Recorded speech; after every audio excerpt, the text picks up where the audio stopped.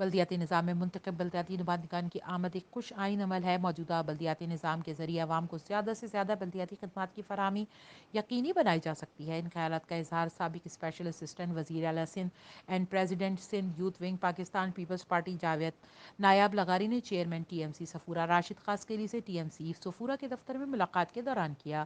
انہوں نے مزید کہا کہ امید کرتے ہیں کہ چیئرمین صفورہ عوام کو بلدیاتی سہولیات کی فراہمی میں کسی قسم کی کوئی کسر نہیں اٹھا رکھیں گے۔ چیئرمین صفورہ نے سابق اسپیشل اسسٹنٹ وزیر اعلیٰ سندھ اینڈ صدر Sindh youth wing Peoples party Javed Nayab لغاری کی آمد پر خوشی کا اظہار کرتے ہوئے کہا کہ آپ کی آمد ہمارے لیے حوصلہ افزائی کا مقام رکھتی ہے۔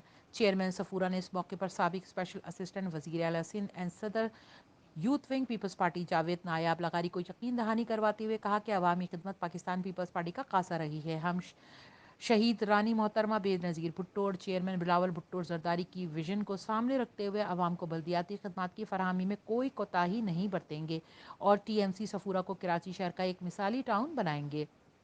اس موقع پر میونسپل کمشنر منور ملا، ٹاؤن کونسل کے اراکین اور علاقہ عمائدین بھی موجود تھے۔